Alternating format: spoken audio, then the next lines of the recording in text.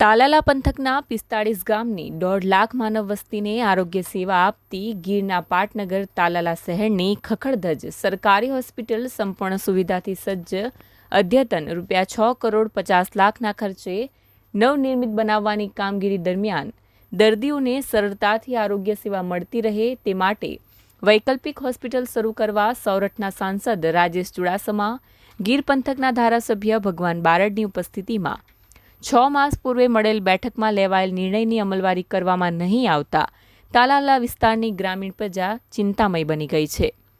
નવી હોસ્પિટલનું બાંધકામ લાંબો સમય ચાલશે. આ દરમિયાન 45 ગામની ગ્રામીણ પ્રજાની આરોગ્ય સેવા અવિરત ચાલુ રહે તે માટે તુરંત વૈકલ્પિક હોસ્પિટલ શરૂ કરવા પ્રબળ લોક માંગણી ઉઠી છે.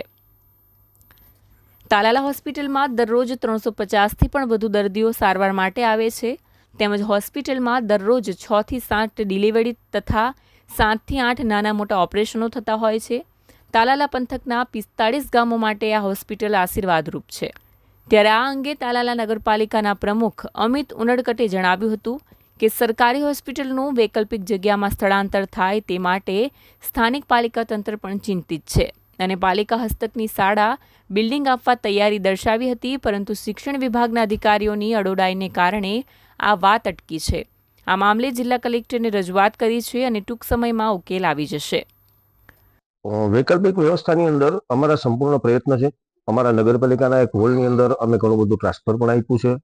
બાકીનું બિલ્ડિંગ છે અમારા નગરપાલિકાનું પ્રાથમિક શાળાનું બિલ્ડિંગ છે. એમાં ક્યાંય ને ક્યાંય અધિકારીઓ સાથે કચવાટ ચાલી રહ્યો છે કે ત્યાં બાળકો નથી પણ સ્કૂલ ચાલુ રાખી છે. કલેક્ટરને મેં રજૂઆત કરી છે કે આ બિલ્ડિંગ વહેલીમાં વહેલી તકે ખાલી થાય તો અમે સિવિલ હોસ્પિટલને આ બિલ્ડિંગ ઉપયોગ માટે આપી શકીએ.